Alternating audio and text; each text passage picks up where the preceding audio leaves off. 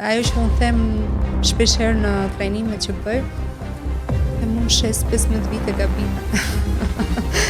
Shumë së fundmi kemi punësuar në thojza agent AI.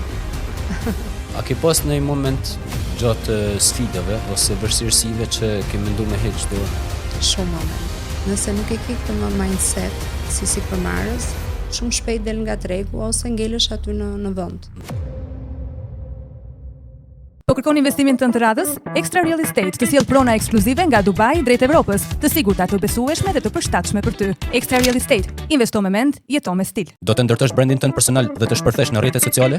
Radio Marketing është makineria krijuese pas videove më virale në Shqipëri. Strategji, xhirim, montazh, Radio Marketing i bën të gjitha. Zëri yt ka vlerë. Radio Marketing e bën të dëgjohet më gjerë. Frymëzohet nga historitë e shqiptarëve që po lënë gjurmë në botë. Success Made in Albania sjell në dritë vizionare dhe sipërmarrësi që bën diferencën. Bëhu ti historia e rrallës. Mirë se vini në podcastin e suksesit. Sot kam një person të veçantë, Valbona Begolli, CEO e Alp Group. Mirë se erdhe. Mirë se u gjeta, shumë kënaqësi të jem. Kënaqësi të kemi. Jam kurioz me ditë fillimet. Çfarë shtyu të futesh te kjo industri, te pjesa e pastrimit, e mirëmbajtjes? Më çove shumë vite para. Giulio, siç e kam thënë, shpeshherë unë jam rritur në Greqi dhe atje kam nisur karrierën time duke punuar në një kompani të madhe shërbimesh, pastrimi, ndërtimi, gjelbërimi, dhe duke u marrë me procedurat atje pash se si mund të zhvillohet ky shërbim dhe kështu më lind ideja të kthehem në vendin tim dhe ta krijoj këtu. Këtë biznes. Dhe ka qenë Alp Pastrimi ka qenë një nga bizneset e para që kemi hapur në 2011. Mendoja që tregu i atëhershëm kishte nevojë për këto shërbime, edhe pse kishte pak kompani, po jo kaq shumë të fokusuar sidomos në pjesën e individit dhe të biznesit. Kryesisht kanë qenë me punët me institucionet shtetërore. Super. Po ato hapet e para, si më thonë, besoj as tregu nuk ishte gati, një kompani pastrimi se gjithmonë ose po mendoj unë si audiencë. Gjithë thonë që ne e pastrojmë vetë ambientin ton, mamat, gratë, motrat më ndihmojnë.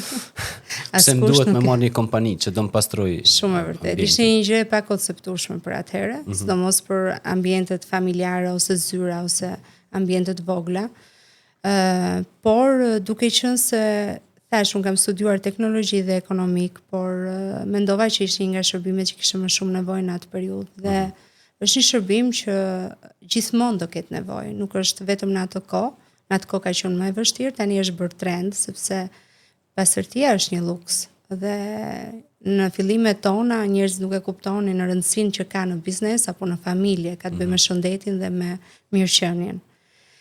Ka qenë sfiduese, por ka qenë dhe e bukur njëkohësisht sepse ne jemi rritur duke zbuluar dhe vetë, duke rritur dhe biznesi automatikisht. Pra, ka qenë një periudhë që unë kam qenë e dashuruar me atë gjë që bëja dhe nuk shikoja problematikat dhe pengesat asaj kohe. Super. Si u ndjeve në momentin kur more atë të parë ose konfirmimin e parë? Klienti i parë, ka qenë një mrekulli, festonim çdo kontratë të re që merrnim. Tani e kam humbur atë ndjesi pak, gëzojmë, por nuk festoj më shumë. Për shembull, ato momentet e para kur fitonim një punë dhe ka qenë punë vërtet e rëndësishme që klientë të rëndësishëm na besonin qendra të mëdha, subjekte të mëdha, zyra të mëdha që ne ti menaxhonim. Na kanë motivuar që të vazhdojmë më tutje më pas. Na kanë dhënë një motivim dhe një shtys sepse ka qenë vetëm prezenca ime, nuk është se isha një kompani e madhe, strukturuar apo kishim ndërtuar gjithçka, ishim në hapat e para. Më përmende pjesën e që gëzonim, kur sa herë kishim një fitore të vogël. Sa rëndësishme është me pas një reward system si përmarrësit, pra një sistem që ja shpërblen vetes për çdo fitore të vogël. Shumë e rëndësishme dhe nuk duhet ta humbim këtë ndjesi, qoftë dhe për stafin, por qoftë dhe për veten, por edhe individ që janë të punësuar diku. Gjithmonë që kanë një arritje të vetën, është bukur që të motivojmë veten apo ti bëjmë një dhuratë vogël vetes për arritjet tona që kemi bërë. Super. Në fillimet e tuaja, sa orë në ditë ke punu? E bukur është Giulio se nisa biznesin që të punoja më pak orë. Mendoja që duke hap biznes do punoj më pak dhe do jem e lirë të bëj atë gjë që unë du. Patjetër që kisha një liri pafundshme, por dhe një përgjegjësi të pafundshme, pra më deshën 12, 14 ndonjëherë edhe 20 orë në fillimet. Por kjo ndodhte sepse unë nuk isha e zhvilluar dhe nuk dija, nuk njihja mirë proceset e punës time, nuk njihja mirë tregun dhe nuk dija të delegoja punët dhe t'i jepja drejtim stafit tim. Si nise me kriju proceset, se po më thoj pak më parë që janë shumë të rëndësishme, si duhet edhe biznesi të ecë vetë, jo t'i rrim mbi kokë, domethënë gjithkohës procese, sisteme. Gradualisht, nuk është se kam arritur perfeksionin, jam ende në proces, sepse biznesi sa më i vogël është, aq më i lehtë është për tu menaxhuar, kur rriten dhe krijon departamente dhe struktura, ka një vështirësi më të madhe dhe humb kontaktin e afërt që ke me gjithë stafin, pra merresh me njerëzit që drejtojnë apo me stafin menaxhues. Nuk ka qenë shumë e vështirë, sepse ka ardhur natyrshëm tek unë, duke qenë se nga teknologjia të ndihmon të jesh e strukturuar dhe gjithmonë kisha dëshirë që të kem procese, struktura, programe financiare, menaxhimi, gjithmonë kam kërkuar më të mirët e asaj kohe dhe të tanishmet. Pra, nuk ka qenë një proces shumë i vështirë dhe sfidues për mua. Por i kam mëshuar më shumë vëmendje dhe kohë. Dhe tham që sapo ti krijon një shërbim të ri apo ngre një kompani të re, është sikur fillon prap procedurat nga e para, por në një mënyrë më të shpejtë dhe më të arrirë. Sepse nis nga eksperjenca, nga rezultatet. Nuk është se si më përpara që unë doja shumë orë të bëja një proces, tani punojmë pak më smart, punojmë më pak orë për të bërë të njëjtin proces pune. Por edhe kjo lind nga besimi që duhet t'i japësh njerëzit, sepse me njerëzit që ti punon, jo gjithmonë gjërat shkojnë mirë, jo gjithmonë gjërat janë perfekte, ka ngritje ulje dhe duhet t'i besosh, duhet të provosh, duhet të testosh, ti të arrish me një ekip të ecësh përpara dhe të rritesh, se ndryshe do jesh ti e vetë punësuar dhe punosh për veten tënde. A ke pas vështirësi në fillim të ngritja e ekipit, se në përgjithësi si përmarrësit mendojnë se si e bajnë ato punën, s'mund ta bëj askush. Edhe kanë vështirësi me lëshu kontrollin. Këtë e gjej shpesh herë, e kam thënë dhe unë dikur, por shumë vite përpara. Është një nga sfidat më të mëdha që ka një sipërmarrës, është të ngrej ekipin e punës dhe të zhvilloj ata dhe të zhvilloj veten. E para duhet të jesh një person që t'i inspirosh ata, sepse po nuk pati inspirim, po nuk pan që ti je i arrirë diku, nuk kanë se si të vinë punojnë me ty, se nuk ke çfarë jep atyre më shumë. Pra duhet ti bësh pak mentorship, ti zhvillosh, ti drejtosh, edhe këto janë element që janë shumë vështirë ke sipërmarrësit, sepse e kanë qëllimin në vetvete vetëm te kompania ose ke përfitimi, por pjesa e stafit është shumë e rëndësishme. Dhe është një nga gjërat më të vështira, pra strukturimi i stafit dhe rritja personale e sipërmarrësit që drejton. Si vlerëson njerëzit para se mi marrë në punë? Çfarë gjanash kërkon? Jam shumë e thjeshtë në këtë. Përtej që vlen shumë eksperienca që ka, apo shkollimi që ka, por kryesisht për mua vlen çfarë pasionesh ka, çfarë hobish ka, çfarë bën kohën e lirë, do të kuptoj se nga aty shikoj se sa kreative është apo sa inovative është. Dhe sa integritet ka si njeri. Pra këto janë pikat kryesore që unë shoh tek një i punësuar. Për pjesën e punës që do ngrem së bashku është një procedurë që mësohet shumë lehtë. Po i pati këto, të jetë fleksibël, kreativ, të ketë pasione, të ketë hobi, shumë e lehtë që të modifikohet dhe të rritet dhe të zhvillohet. E kuptova. Më përmende pak më parë fjalën mentorship. Pra ti ke qenë mentore e skuadrës, e njerëzve që ke punu me ta. Po ti veta, ke pas një mentor? Gjithkohën. Që në fillimet e mia, kam pasur njerëz që jam trajnuar brenda dhe jashtë vendit, kam pasur mentorë që më kanë ndjekur për kohë të gjatë nga jashtë, të cilët më kanë sugjeruar dhe më kanë zhvilluar në hapa të mëtejshme. Kur je sipërmarrës, shpesh herë je vetëm në një pikë që ti do të marrësh vendime, patjetër që stafi të ndihmon dhe ka momente që dhe stafi të jep zgjidhje në shumë situata, edhe është gjë e bukur se ku ke staf të përgatitur të tillë do thotë që je edhe më qetë vetë për të ecur përpara, por është shumë e nevojshme që edhe ne vetë të kemi gjatë gjithë kohës njerëz që na flasin, ose miq, ose mentor, ose njerëz që ne vlerësojmë që të marrim një mendim. Super, edhe në shikoj shumë të rëndësishme, them drejtën, në zhvillimin personal. Edhe kam pa shumë pak njerëz që janë zhvilluar profesionalisht, që nuk janë të zhvilluar personalisht. Pra, për mendimin tim ato duhet shkojnë paralel. Ashtu do ishte idealja, por që Duke qenë se në Shqipëri ka qenë një treg i pazhvilluar dhe nevoja për shumë produkte, shërbime apo biznese të ndryshme ka bërë që tregu të vetë zhvillohet dhe të rritet. Dhe kjo ka lënë pasiv disa sipërmarrës që nuk janë marrë shumë me zhvillimin e tyre personal. Unë mendoj që biznesi është pa ai sa është sipërmarrësi që e drejton. Pra, në rast se ne kemi një mindset të hapur, një vizion të bukur, duam të rritemi, duhet të rrisim njerëzit, duhet të impaktojmë zonën përreth ku jetojmë, po ashtu është dhe biznesi jonë. Kështu që ndikon shumë kjo qasje dhe patjetër që duhet të jetë paralelisht është idealja. Super. Te pjesa e teknologjisë, e di që e ke edhe një lloj interesit, edhe personal edhe sigurisht e ke implementuar tek puna. Sa rëndësishme është, sa të ka ndihmu teknologjia për me ndërtu sistemet e duhura? Teknologjia është një mjet shumë i nevojshëm dhe nuk është më luks si dikur që e përmendim që duhem pak marketing, duhet një program software. Për mua më ka ndihmuar që të kontrolloj biznesin, të mirë menaxhoj biznesin, të mirë menaxhoj strukturat, kem të dhëna të rëndësishme që mund të marr vendime nesër pas nesër për këto. Por duke qenë se jam vetë shumë kërkuese dhe inovative në këtë pjesë, për shembull së fundmi kemi punësuar në thojza agent AI.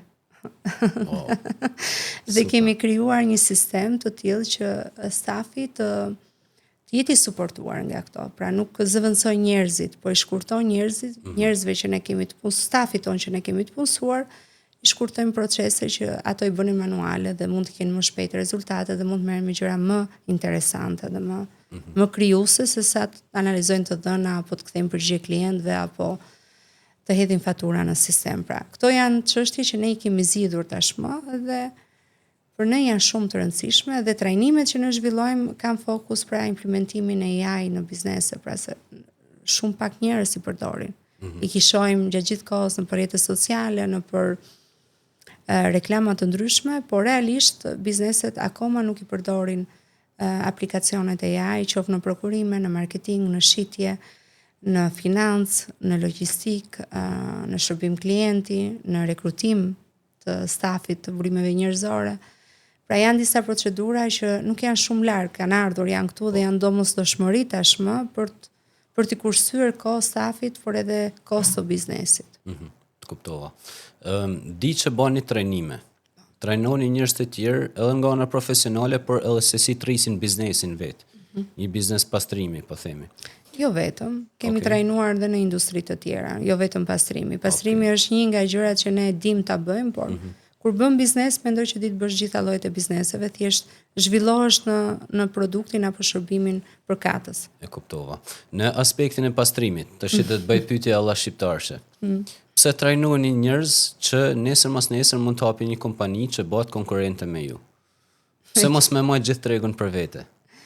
E kemi bërë shpesh këtë gjë dhe vazhdojmë ta bëjmë sepse mendoj që e para ata njerëz mund të kemi partner siç e kemi dhe bashkëpunojmë. E dyta ne kalojmë në një nivel më lart se bizneset e vogla që sapo janë krijuar. Pra fokusi jonë është në industri pak më të vështira, më specifike, që një kompani e sapo hapur tashmë do doj vite që të vijë aty.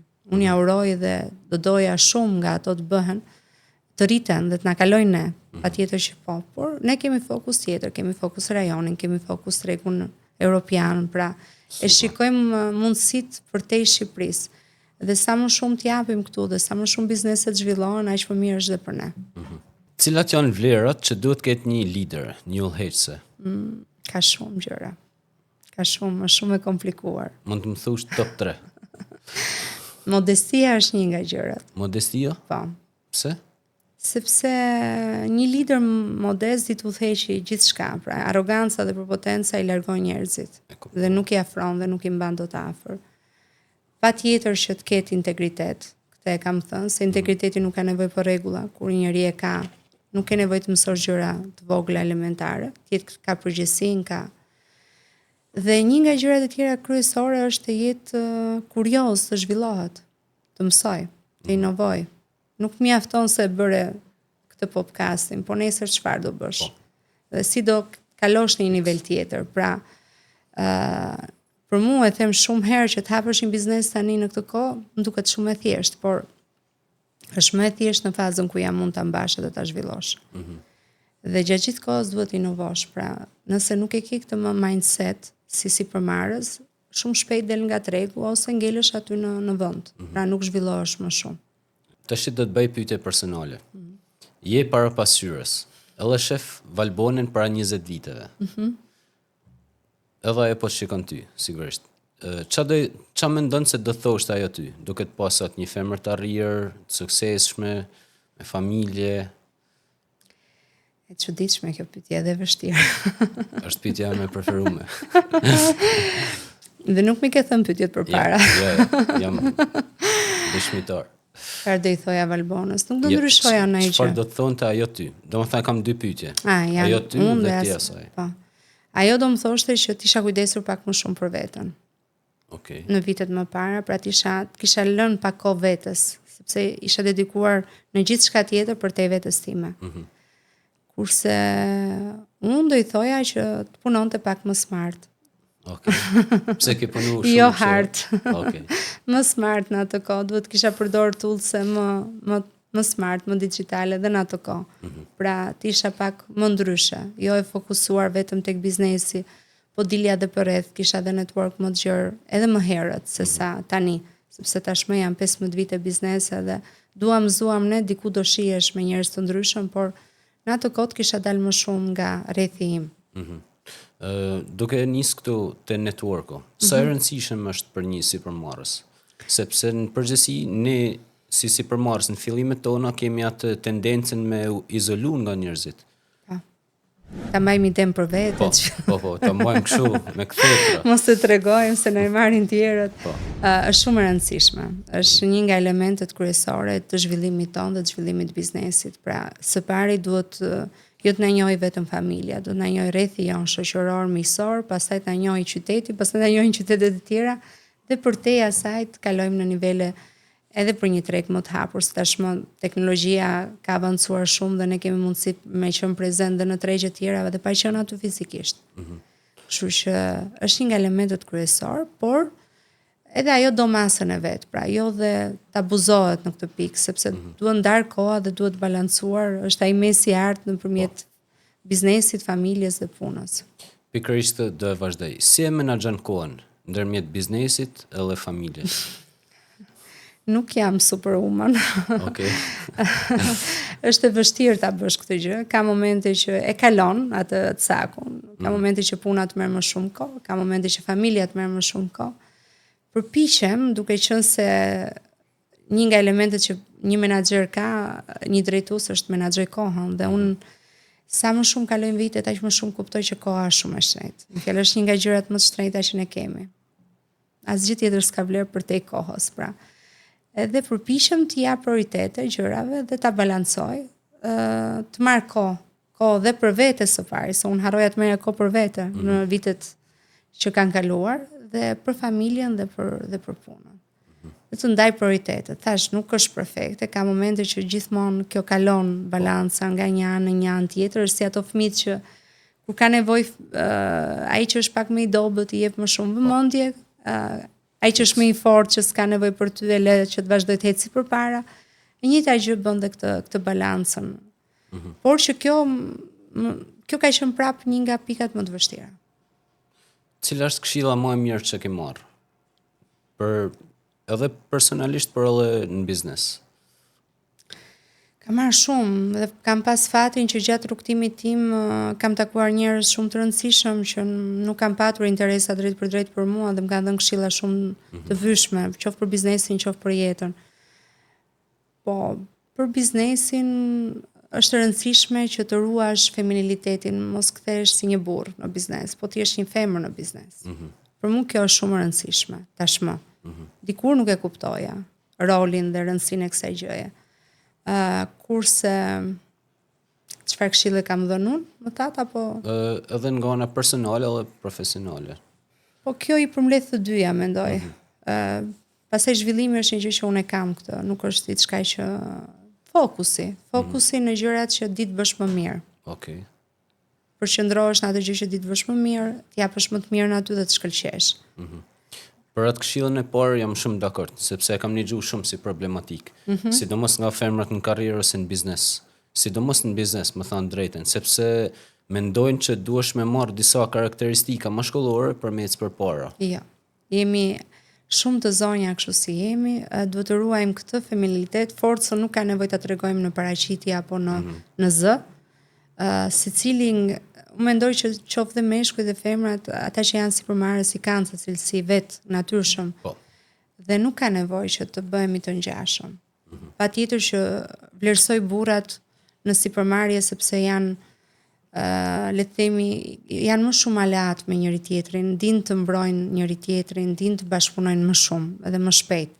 Kurse gratë janë pak më gjykuese, më kritikuese ndaj njëra tjetrës, nuk janë shumë suportuese ndaj njëra tjetrës. Pra kjo është një nga pikat e dobta tona. A ke ndjetë xhelozin e femrave në Jo, nuk e kam ndjer, nuk e kam ndjer as nga meshkujt as nga femrat, por e them në tërësi ne nuk bëhemi shumë bashk, nuk na shikon në darka të flasim për biznes. E kuptoj. Kurse burrat mund të ulen në një darkë dhe të zgjidhin bizneset e tyre.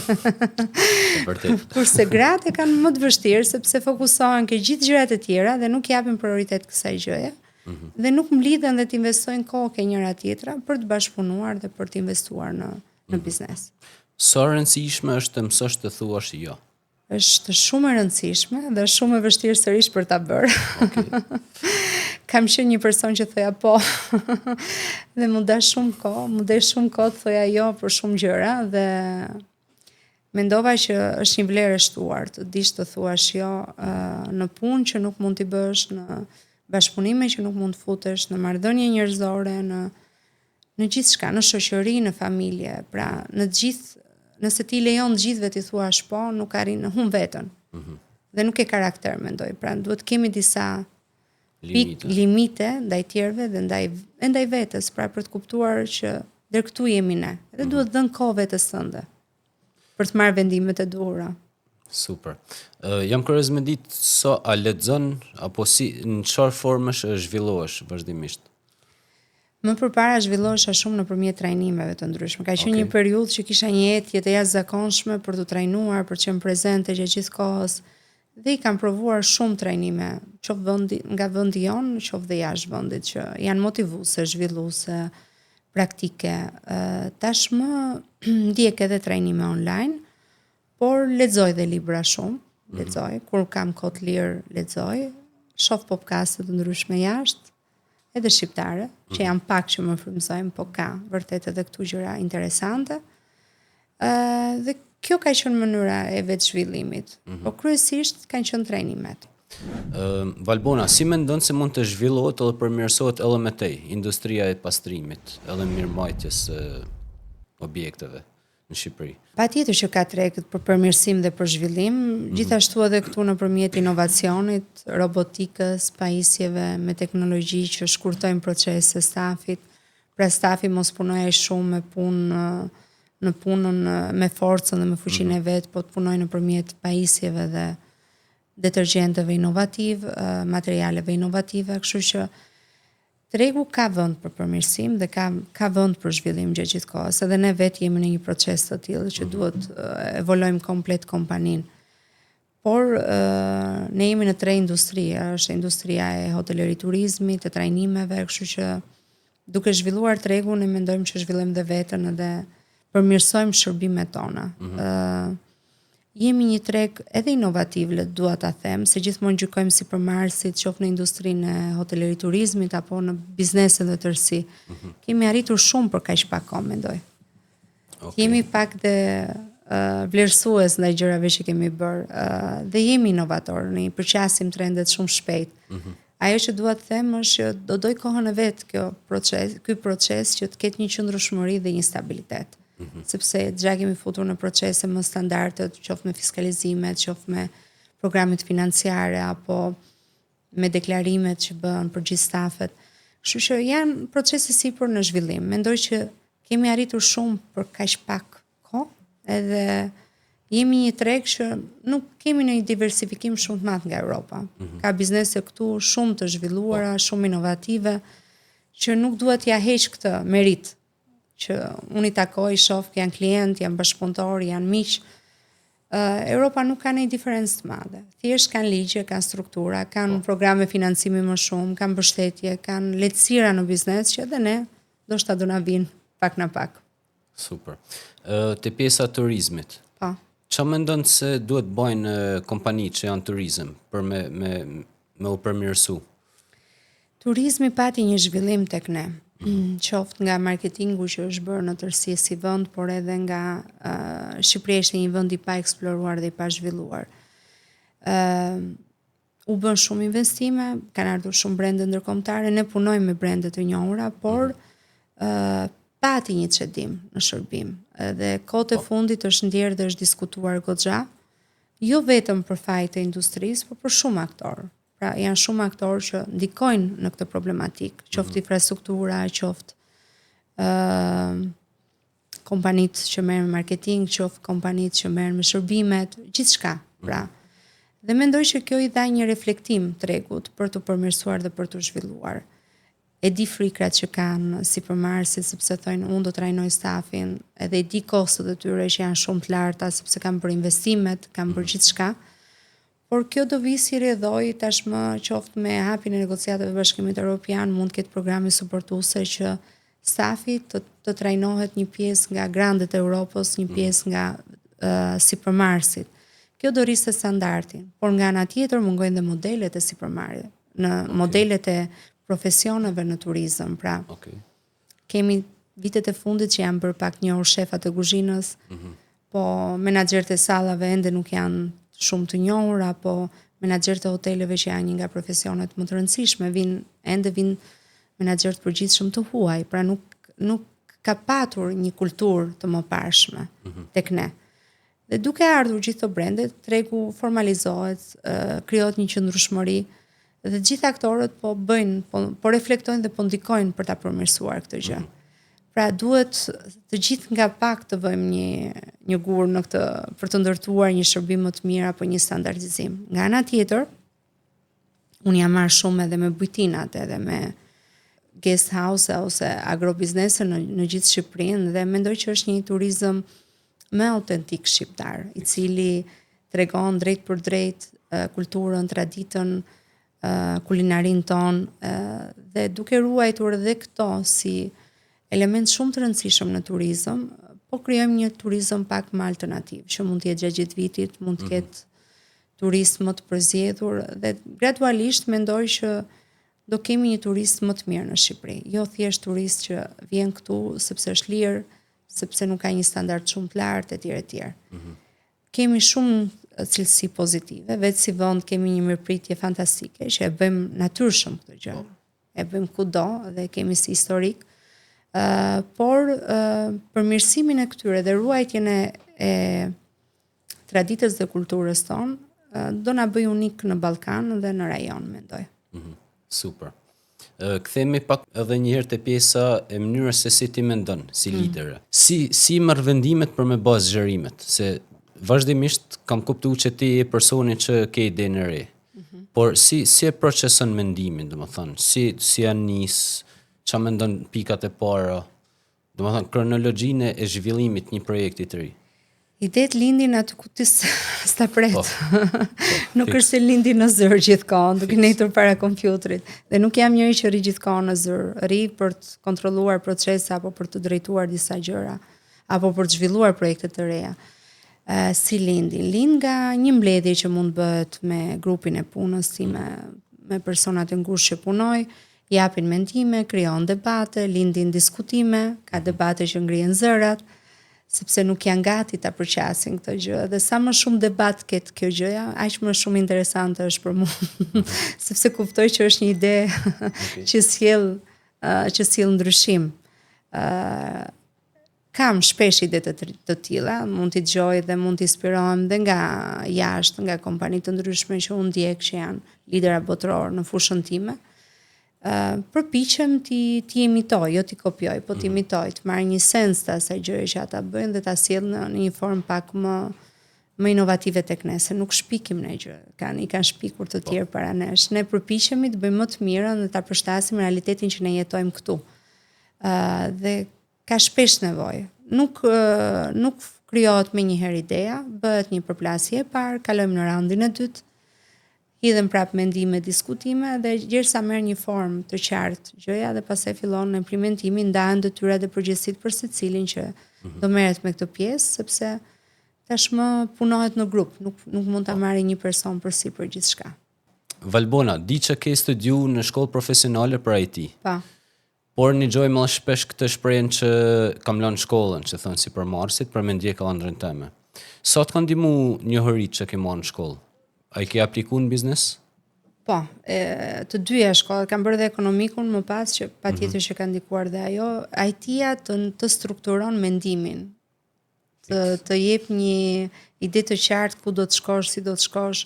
Mendoj, mbaj mend një thënie të një profesori tim që kur bën programim ti kupton se sa xhiron truri jot. Interesante.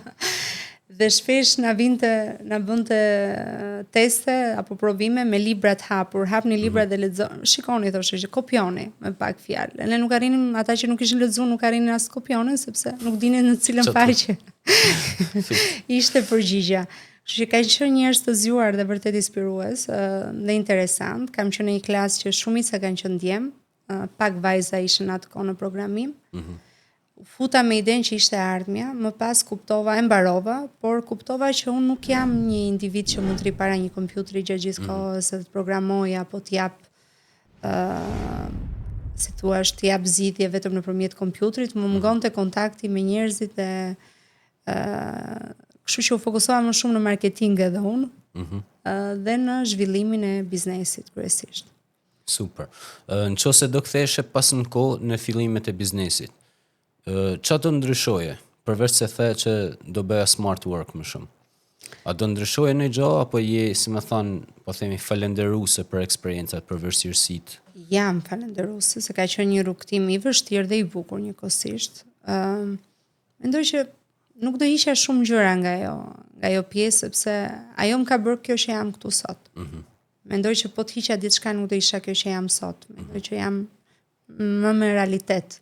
Kam prekur çdo hall të biznesit dhe nuk mendoj që kam arritur shumë, kam ende shumë gjëra për të bërë, por që ka qenë një rrugtim interesant, mendoj. Super.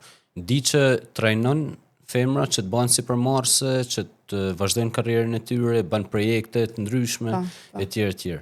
Ç'a mendon se duhet të bëjmë për me mbështet kryesisht femrat në sipërmarrjen në Shqipëri? Ajo që unë kam kuptuar, qoftë për historikun tim që jam marrë me organizata të tilla që kam zhvilluar gra në biznes, është që gratë nuk bëhen shumë bashkë, tash pak dhe më parë. Pra, dhe kanë shumë frikra dhe shumë tabu që ja vën vetes. Pra pengesa që gratë ja faturojnë vetes. Kanë familjen, kanë fëmijët, vërtet i kanë dhe kanë një ngarkesë shumë të madhe nga një mashkull që mund të shikojë vetëm karrierën e vet. Por duke i mirë organizuar gjëra dhe duke i dhënë pak motivim dhe fuqi një gruaje, mund të bëjmë mrekullira se ne jemi multitasking, mund të bëjmë shumë gjëra njëkohësisht dhe jemi natyra krijuese. Riprodhojmë, kështu që nga ne mund të bëhen shumë më shumë projekte të bukura, biznese, shërbime inovative që ndoshta s'janë menduar ende.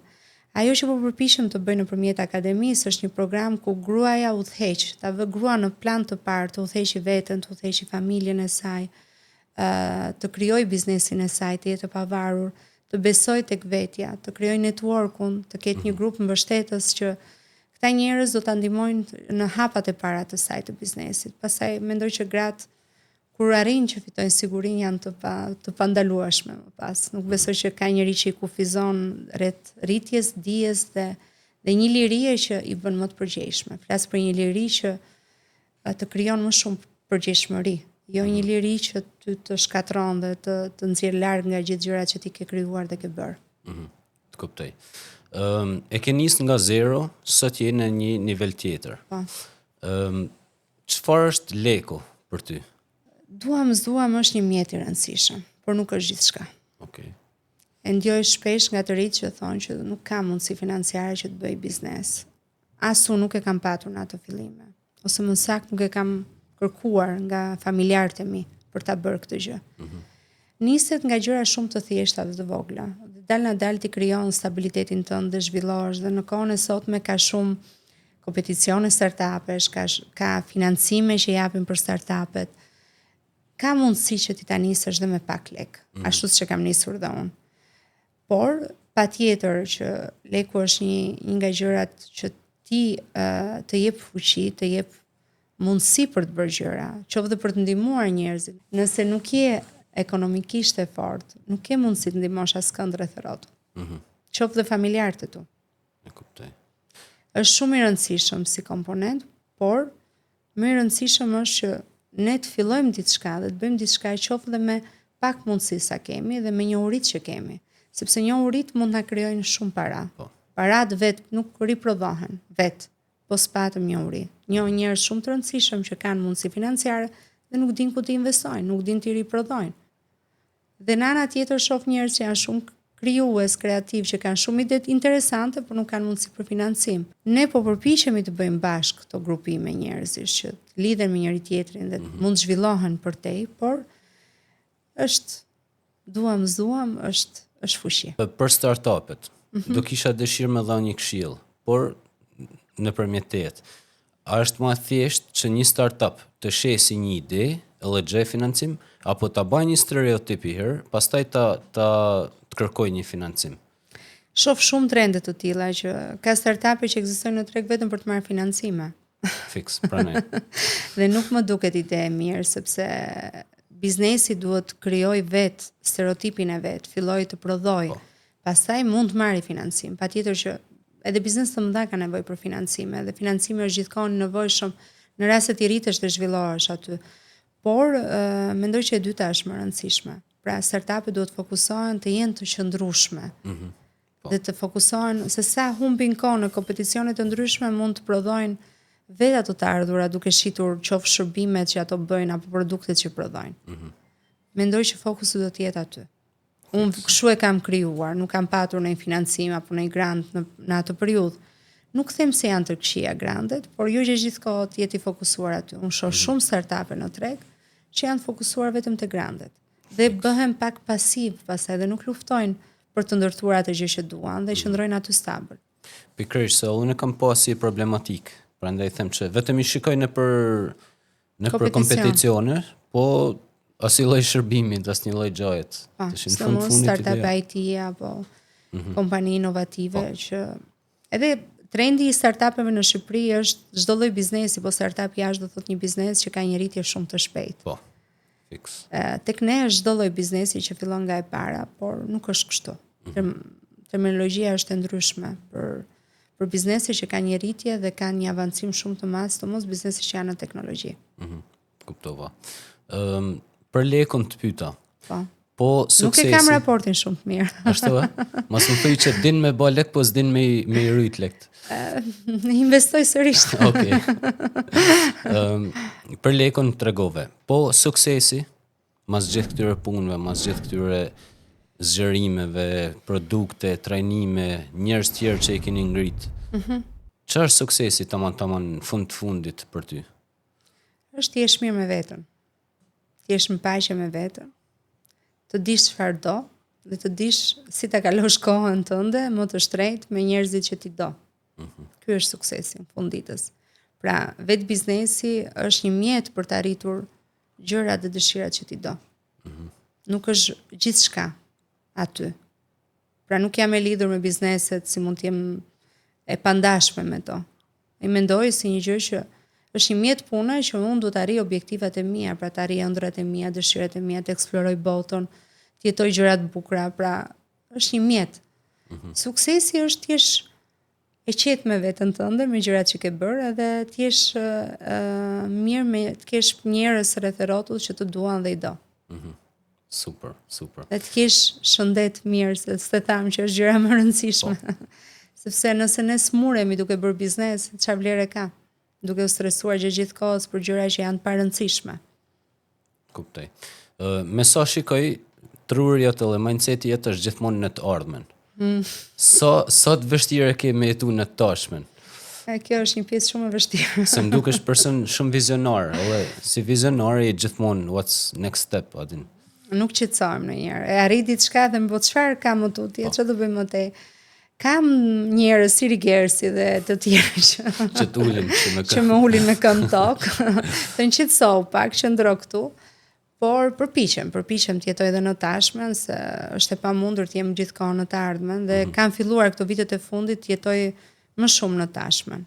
Më pëlqen e ardhmja, po dua të shijoj momentet e të tashmes, qoftë arritjet e vogla në punë, qoftë në familje, qoftë në shoqëri kudo. Pra të jetoj momentin këtu ku jam këtu me ty sot, jam këtu, nuk jam asnjë vend tjetër, pra. Kjo ka dashur pak punë si proces, vetë punë me veten time, por jam i lumtur që po arri këtë fazë, është ndoshta edhe pjekuria e moshës, vjen një moshë, maturohesh dhe kupton gjërat çfarë rëndësie kanë për ty në jetë dhe fillon dhe i jep më shumë prioritet gjërave të vogla, të thjeshta, që vërtet të lumturojnë ditën. Super. Përveç eksperiencës, moshës, që theti, arritjeve etj. A ke përdorur praktika të ndryshme për me të bëmë më prezente, si për shembull meditimi etj, apo nuk merresh fare? Meditim jo dhe aq, por merrem me hecje në natyrë, i cili më ndihmon që të riformatoj mendimet e mia, ose mos një nga defektet që kam njerëzit që më njohin jam overthinking. Okej. Edhe këtë. Në fakt është një superpower. E thoshte një mentor i huaj. Ja. Ma thuaj që ta reklamoj kështu tani. Është superpower, se do ta dërgoj videon, e shpjegon shumë. Interesante edhe kjo. Zgjohem shumë herët. Edhe kjo është një nga gjërat që bëj edhe marr ditën pak me qetësi. Por jam shumë shpesh kontakt me natyrën. Kjo më qetëson dhe më reflekton gjërat që unë du të bëj dhe vendos prioritetet. Nuk e nis ditën me stres. Nuk e nis ditën me vrap asnjëherë. E kuptova. Kjo për shkak që zgjohem herët, është e lindur, nuk është se bëj, jo se bëj të sforcuar, por edhe nuk fle shumë vonë, pra, edhe fle herët, le të themi. Nuk abuzoj shumë me gjumin. A duhet të zgjohesh se s'bën herët për të bërë suksesshëm? Këtë nuk mund ta them, unë e kam të lindur këtë. E kam zbuluar që jam në kategorinë e njerëzve që zgjohen në orën 5, kështu që mund të them që merr ditën përpara dhe ke kohën që ta nisësh ditën më qetë dhe jo me atë vrullin që të streson. Është shumë e rëndësishme mos kesh stres, mos dalësh nga shtëpia me stres. Ta rish ti bësh gjërat më qetë. Dhe në atë orë unë dhe mund të lexoj, pra kam kohë dhe të lexoj. Kam kohë dhe të reflektoj dhe të mendoj dhe të vë prioritete gjatë ditës. Ndërkohë nëse nisesha me vrap, ti ke zyrë të vrapoj të çoj fëmijët apo gjërat e tjera, nuk e kohë, je gjatë gjithë kohës në kaos me veten tënde. Të kuptova. A ke pas në një moment gjatë sfidave ose vështirësive që ke mendu me heq dorë? Shumë momente. Ashtu? Shumë. Çat ka mbajt? Asu se di që më ka majtë. Ka pas momente që doja të zhdukesh atikja. Të ndryshoja edhe vend në njerë, thoja, tiki prap. Ka momente të tilla, çat mban. Të marrin gjithë kjo gjëja që ti ke bërë, që s'mund shmangesh nga ajo gjëja që ti ke investuar, ke zhvilluar, i rritur. Por ka vështirësi të shumta. Ka pas çdo shkallë që ti rritesh ka një javë pa gjumësi, ka stres, ka sforco që ti duhet të marrësh vendime që ndonjëherë të vështirësojnë jetën, por që janë dhe këto pjesë. Nuk kanë vetëm gjërat bukura, kontrata të reja, klientë të rinj. Ka ndërprerje kontratash, ka keq kuptime, ka probleme me stafin, ka keq kuptime me bashkëpunëtor. Ka gjithkohën, janë proces. Ajo që unë them shpesh herë në trajnimet që bëj, ju them unë shes 15 vite gabime. Pra, 15 vite, gjërat që unë kam bërë gabim, përpiqem që tjerëve t'ja u them, por ka raste që dhe ato do bëjnë gabimet e tyre, sepse shpesh herë ne mësojmë nga gabimet më shumë se sa nga sukseset që kemi. Ato janë ata që na arrisin, na zhvillojnë. Kurse suksesi është një gjë momentale që e gëzon moment, po ikën mbaron, nuk mban mend gjë. Gabimi është ajo që të vë në sfidë, të vë të rritesh, të vë të përmirësohesh, të zhvillohesh, ta bësh një proces më mirë, kështu që dhe kur ndodhin këto probleme, shpesh e kthej vëmendjen nga vetja. Kjo është ajo overthinking që thash pak më parë.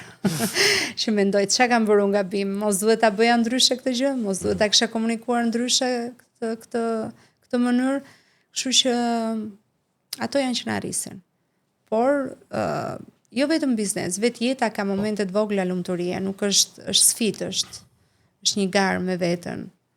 Është një garë për të rritur, për të përmirësuar, për të zhvilluar, për të mbajtur gjërat që ke.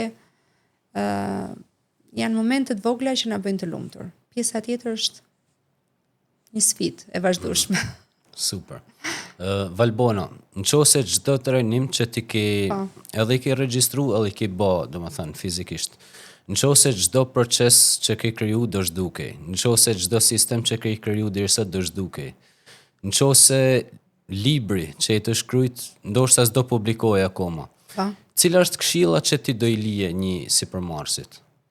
Ose edhe një njeriu. Çfarë do doja që njerëzit të mësojnë nga ti ajo Është shumë bërthama? bukur, nëse të gjitha këto do zhdukeshin, unë I kam të gjitha të përjetuara këto gjëra dhe kam takuar sipërmarrës shumë suksesshëm që më tha. Po më tha dikush në një periudhë të caktuar I huaj. Unë jam miliarder, tha. Por nuk kam frikë, edhe nëse I humb gjithë milionat e mi në këtë moment, unë mund ta rikthej sërish ta bëj të njëjtin biznes, se kam rrugtimin që unë kam bërë gjithë këto vite. Edhe është eksperienca apo njohuritë që nuk mund t'i marrë askush. Ajo që do thoja në një startup të ri është të investoj tek vetja, te njohuritë e veta, te zhvillimet e veta, sepse është e vetmja gjë që s'mund ta marrë askush.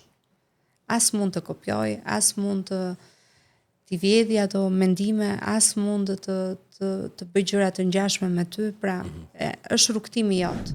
Dhe ne jemi të gjithë unik, dhe sa më unik qëndrojmë në rrugtimin ton, aq më të suksesshëm bëhemi.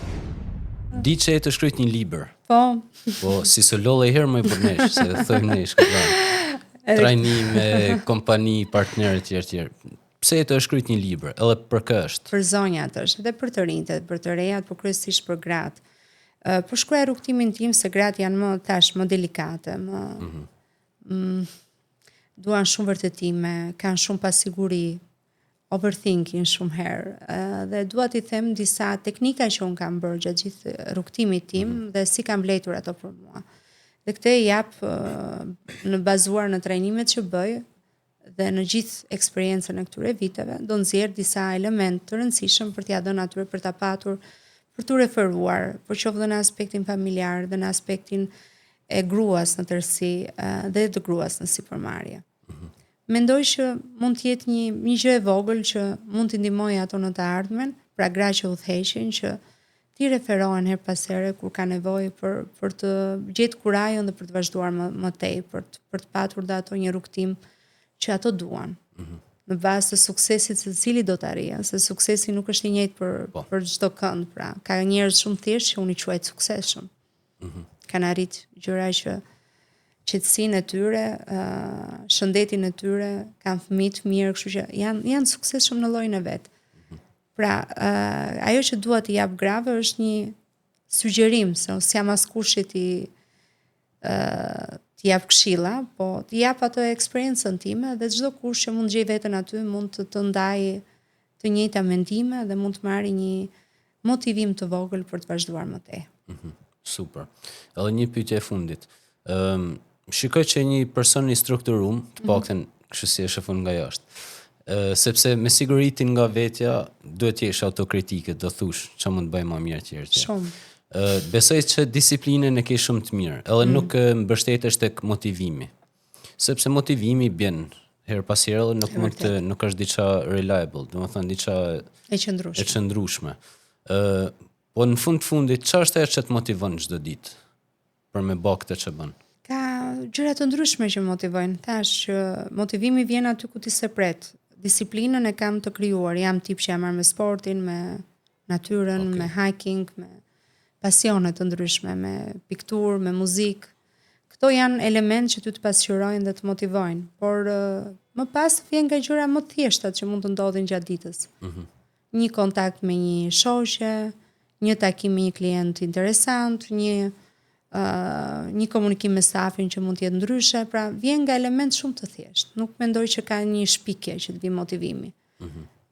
Por janë dhe mekanizma që ne I vetë krijojmë tani. Kur je sipërmarrës I ke një sistem vetë motivues që do të arrish disa objektiva dhe fillon edhe krijon gjëra që të arrish aty. E krijon strategjinë e mendjen tënde pa e krijuar në letër dhe fillon edhe harton rrugën për të arritur aty.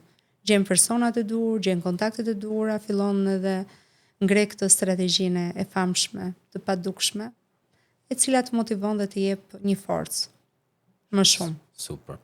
Në qoftë se do merrja një person të rastësishëm nga kompania jote, edhe do I thoja, ma përshkruaj Valbonën me 3 fjalë. Ç'a mendon se do thoshte? Po një e kishe, mund ta pyesje. Ja, se pyeta. S'deshta me punë pozit. Se di, ja pra këtë, e para që nuk, që jam pak e programuar, pra më pëlqen rregulli, edhe kuptohet që kam hap një kompani pastrimi. Po. Është e kuptueshme se thon kur shkon ke psikologu pyet si e ke marrëdhënie me pastërtinë. Po. Një është kjo që jam e strukturuar, e dyta që kërkoj vizionare, që kërkoj të shoh gjërat deri ku do shkoj, nuk më mjafton këtu, do të shoh përtek kësaj çfarë do ndodhi. Dhe që I besoj njerëzve, I lë hapësirë që ato edhe të gabojnë. Dhe I them që nëpërmjet gabimeve ju do mësoni, dhe I themi Zoti është ai që ditë korrigjoj gabimet e veta. Dhe këtë ma ka mësuar dhe mu, pra nuk ka staf që nuk gabon, edhe unë gaboj. Por I them zotësia jote është si ta korrigjosh atë gjë. Dhe aty lind zjuarësia dhe futet në punë. Procesi I rritjes. Pyetja fundit ishte para 2 pyetjeve, po kam edhe një pyetje të fundit. Pjesa e besimit në Zot. Sot ka ndihmu në rrugtimin tënd? Besoj që gjithë ne besojmë, dhe unë mendoj që një Zot është për gjithë. Shpesh në fillimet e mia e thoja që Zotin e kam partner në biznes.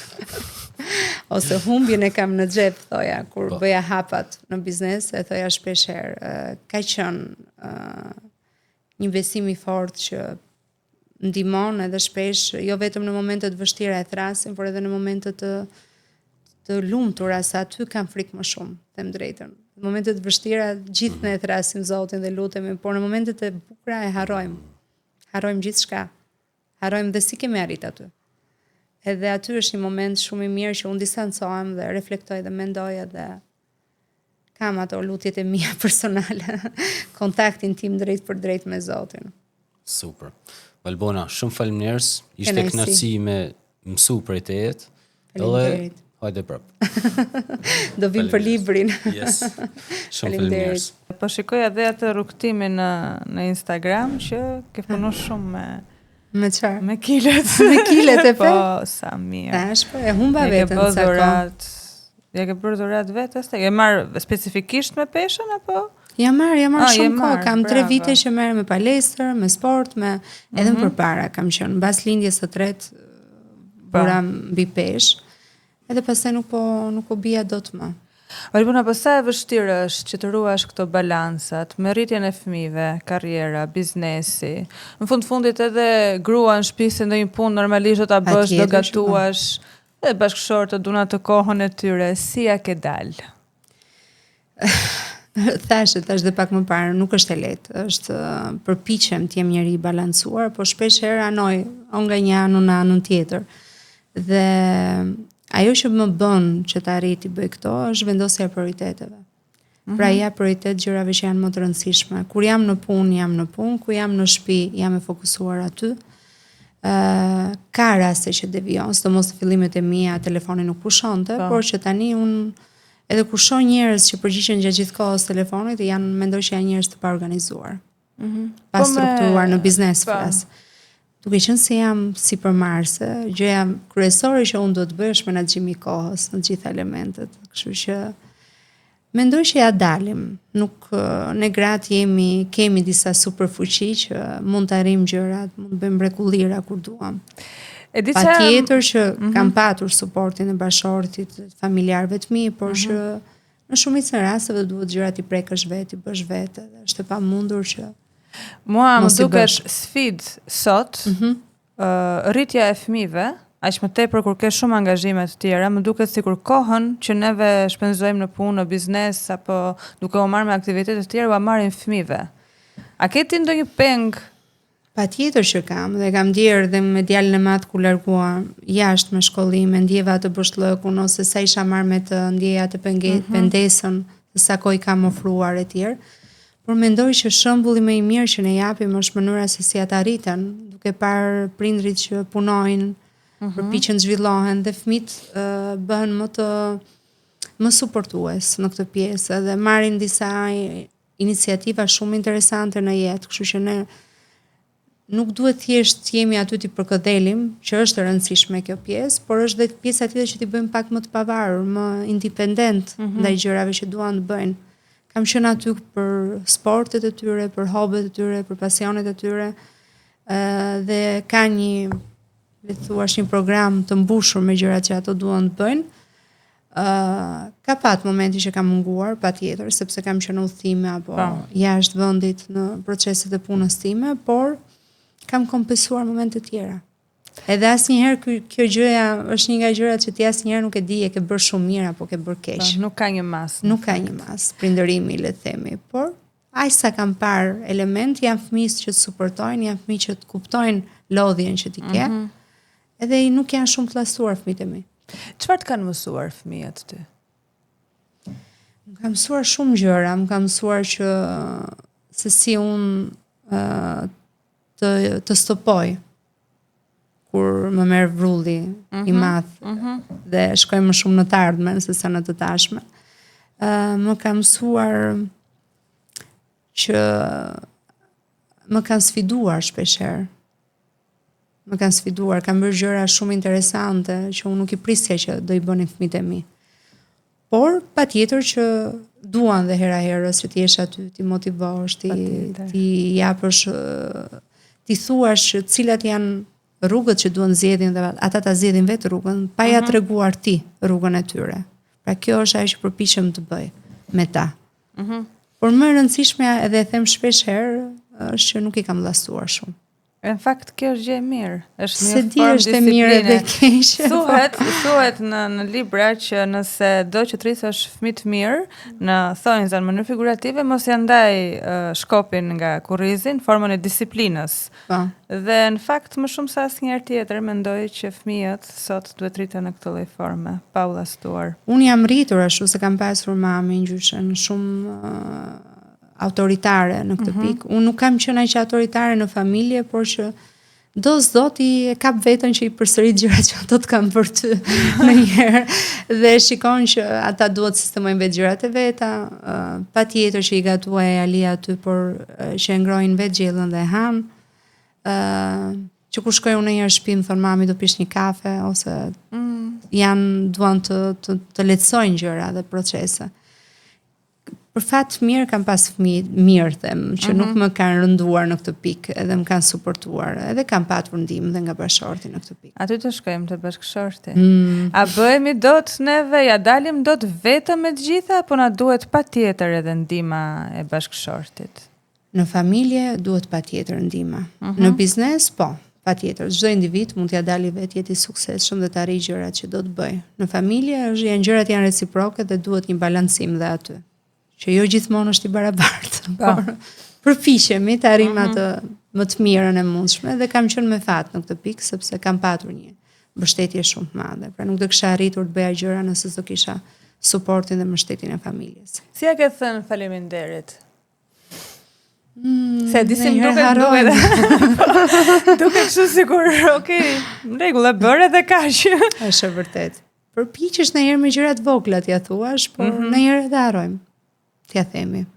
Duhet thënë në fakt. Duhet thënë më shumë, edhe tek fëmijët, edhe tek bashorti, edhe tek kolegët, këtë gjithë, por harrojmë, na merr vulli punës që e vërtet është. Që t'jemi realist me gjërat që më ndodhe mua kjo.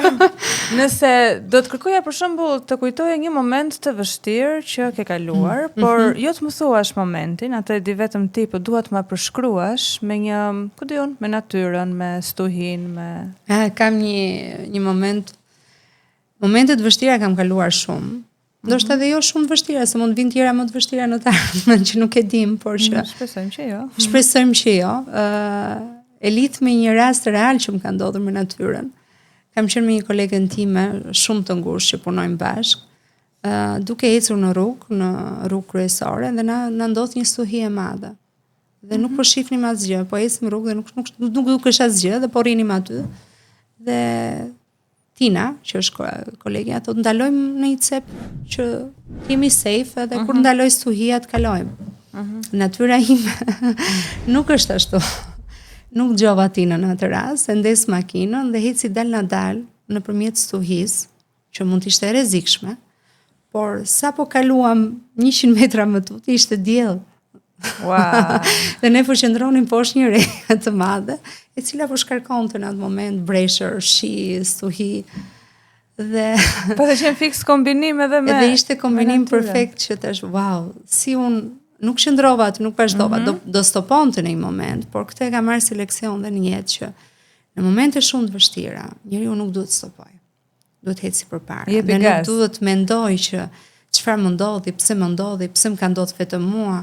Jo, duhet të ecim përpara sa do hapa të vogla, po të ecim përpara dhe kur të mbaroj stuhia, le të ndalojmë në një cep dhe të reflektojmë çfarë na ndodhi dhe ta kuptojmë. Por në atë moment nëse ti ndalon, të merr përpara çdo gjë. Dhe nuk arrin dot të rikuperosh atë gjën që ti ke bërë. Kështu që në momente shumë të vështira unë kam dhënë më shumë gas gjërave dhe kam ecur përpara dhe nuk kam ndetur duke analizuar gjithkohës problemin që ka ndodhur, sepse problemet të gjithë apo gabimet të gjithë bëjmë. Nuk ka njeri perfekt në këtë pikë dhe as kërkoj të jem perfekte. Kërkoj të jem kështu me gabimet e mia, por një kombinim i bukur është kjo që në stuhi le të ecim përpara dhe sa po dali dielli të ndalojmë diku dhe të mendojmë për atë që kemi kaluar dhe të shqetësohemi. Kjo ishte situatë që kishte lidhje drejt për drejt me natyrën, po një moment të bukur, si do e vizualizoje në...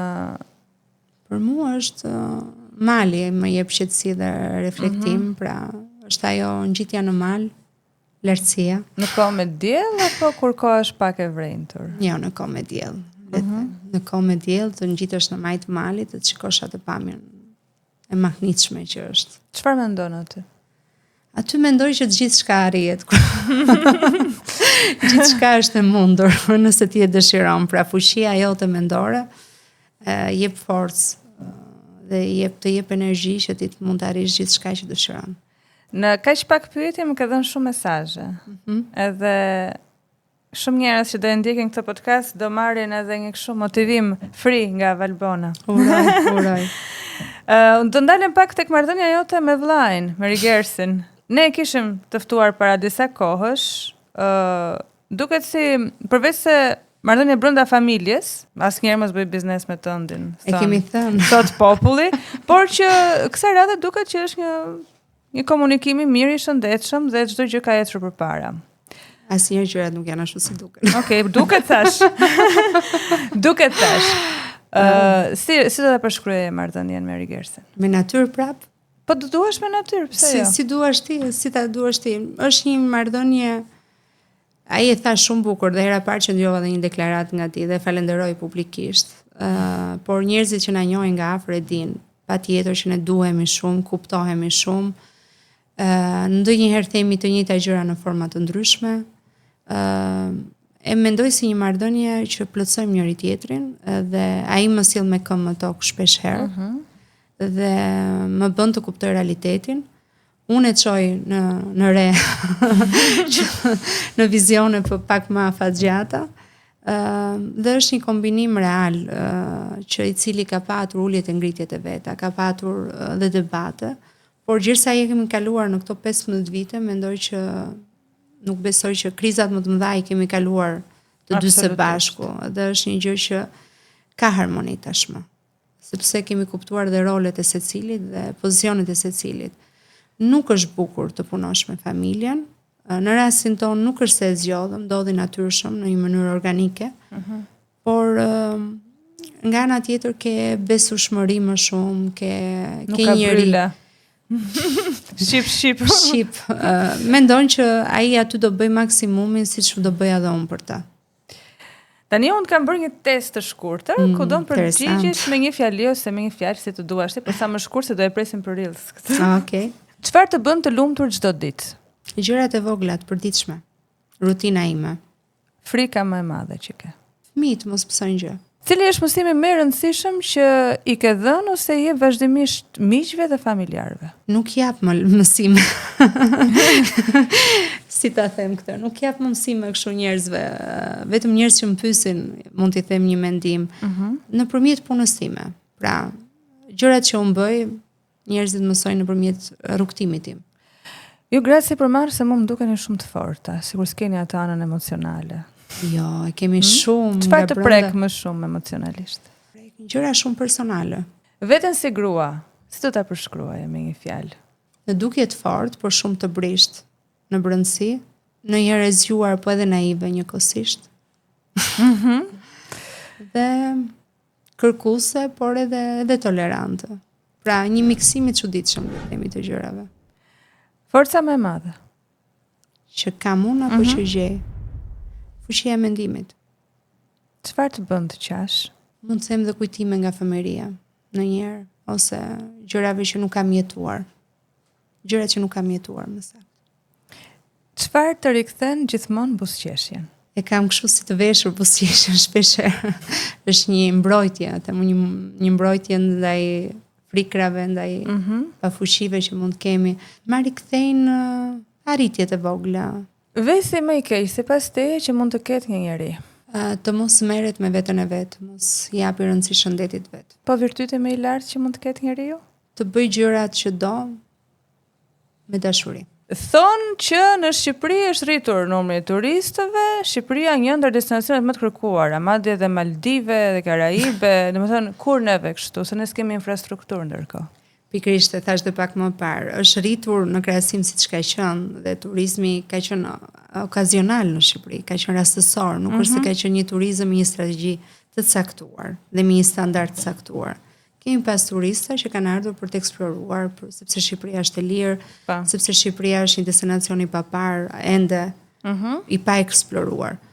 Por kemi shumë për të bërë dhe kemi një rrugtim shumë të gjatë përpara. Kush janë tre emergjencat kryesore që janë për të bërë? Infrastruktura, le të themi, që është një nga elementet kryesorë. Si një turist që vjen në Shqipëri gjen rrugët të pazhvilluara, të pashtruara, nuk kemi ende një hartë të qartë, me zorgjim adresat e duhura, nuk kemi një ambient të rregullt rreth rrotull, pra nuk mjafton që të kemi një hotel luksoz apo një bujtin të mirë organizuar, por çfarë do shikojmë te? Pra nuk ka një infrastrukturë të gjerë. Patjetër që më pas mungon dhe digitalizimi, pra një turist para se të vi duhet të shohë ku po shkoj. Dhe digitalizimi i bizneseve, për të punuar pak më spartë, më zgjuar, pra të jenë prezent në gjitha kanalet e shitjeve, të kenë mundësi që të rrisin më shumë marketingun e tyre. Nuk ka një marketing shumë të fokusuar ndaj gjërave që ne kemi si vend. Ka një marketing të përgjithshëm. Pra duhet të fokusohemi më shumë në atë që ne jemi, çfarë na bën të veçantë, na bën gjërat e thjeshta që ne kemi. Këto 10 milion turistët që u futën në Shqipëri, u futën dhe qëndruan në Shqipëri apo thjesht kaluan për të shkuar pastaj në... Disa kanë kaluar dhe në vendet e tjera. Po pse janë numëruar këta? Po numërohen se janë hyrje. Thjesht kaluan dhe erdhën në vendin tonë, patjetër që nuk qëndrojnë gjatë. Edhe këtu problemi qëndron qoftë nga politikat e përgjithshme, por edhe marketingu i secilit biznes, i cili nuk ofron diçka më shumë për turistin që qëndroj. Ne shkojmë diku, po çfarë do bëjmë? Ditët në vazhdim, pra nuk ofrojmë një eksperiencë turistit. Dhe nuk lidhemi, nuk bashkëpunojmë dot, secili është në atë madhështinë e vet dhe nuk shkon tek tjetri i thojë që ti bën guidën, unë ofroj këtë. Dikush ofron disa produkte artizane, dikush ofron disa produkte kulinare bio, dhe të lidhet ky puzzle dhe të jetë më atraktiv.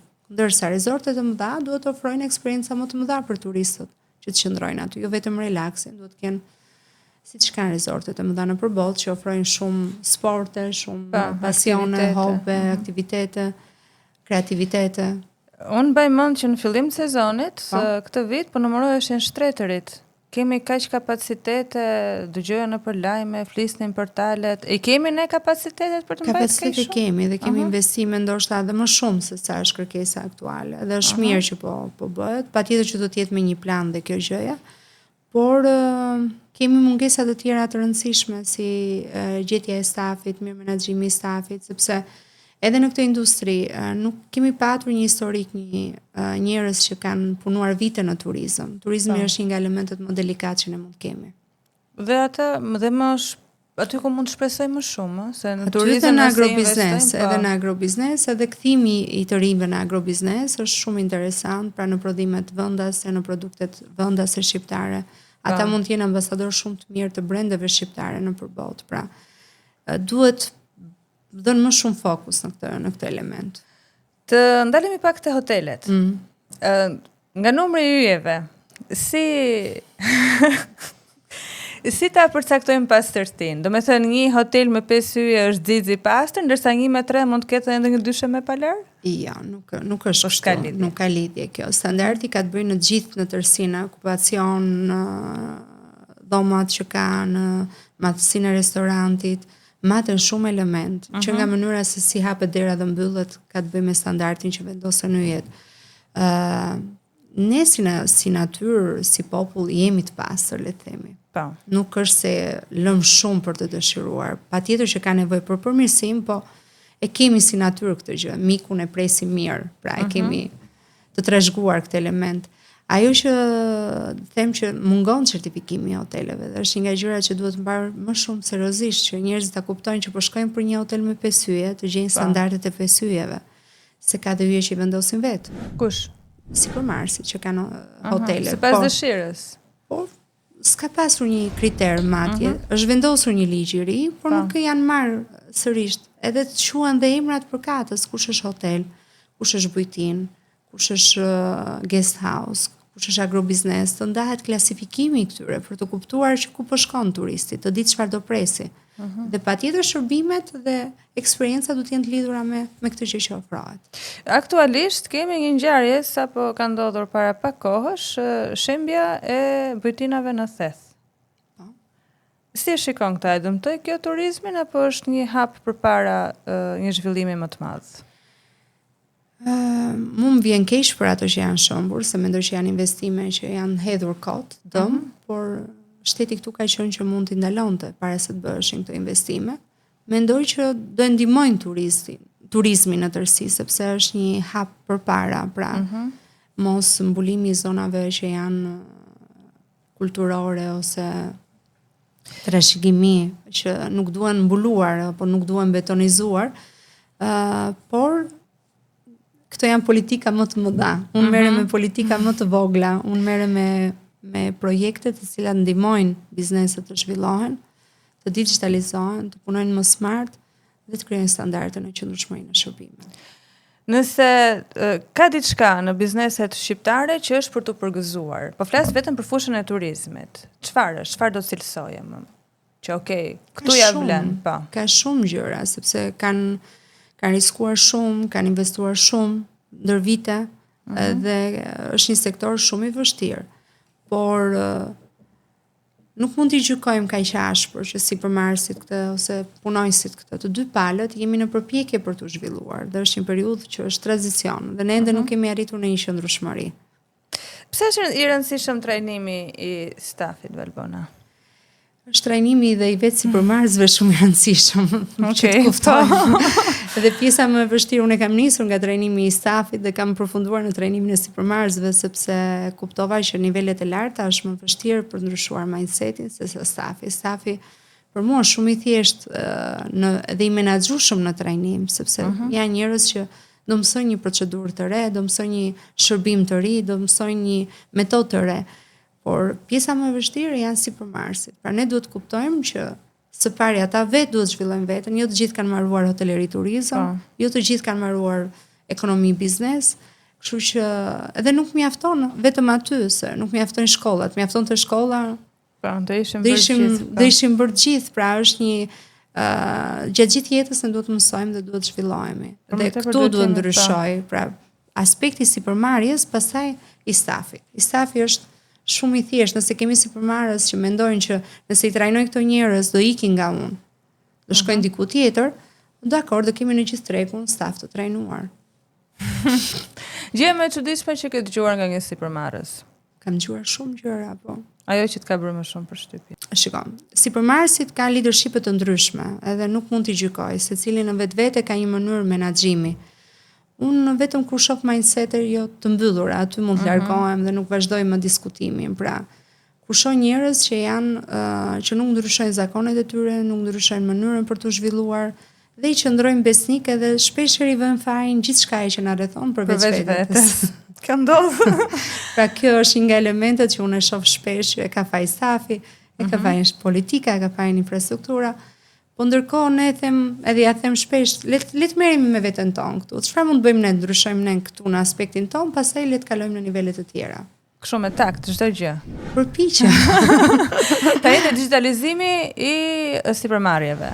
Është i rëndësishëm sigurisht. Pasi unë di shumë hotele që janë për shembull në jug edhe në veri, që kur i thoja dikur u kam pas marrë me faqe webi, unë ndërtoja faqe webi. Edhe unë. U thoja që po pse nuk e ndërton një faqe webi, e kupton se ke hotel me 4 yje me pishinë, të duhet një për turizëm. Po çe du, s'ka problem, nuk më duhet. Kam booking. Po.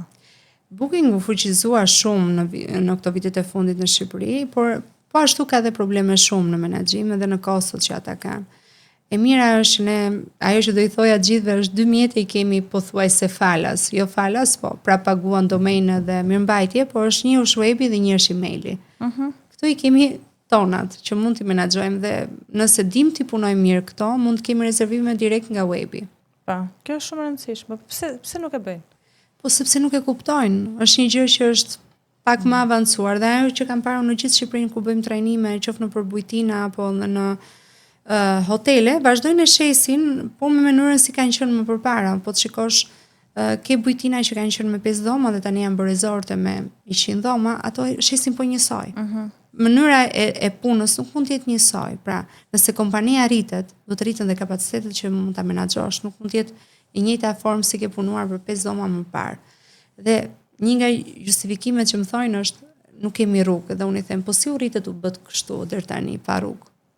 Po, duhet gjenë patjetër një justifikim se pa rrugë kanë qenë kaq vite dhe arritën u rritën dhe u bën me 100 dhoma. Pra si shpjegohet që ti je rritur me këtë infrastrukturë dhe tani nuk e menaxhon dot sepse ata nuk kanë arritur të zhvillojnë kapacitetet e tyre që të marrin një kompani që i bën marketingun, ndoshta jo të gjitha do i bëjnë vetë.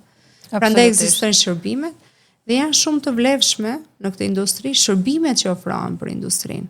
Dhe përfitimet më të larta në këtë industri janë nga shërbimet, sesa nga vetë industria, pra nga vetë hoteli që ofrohet. Pra janë gjithë shërbimet mbështetëse në hoteleri turizëm.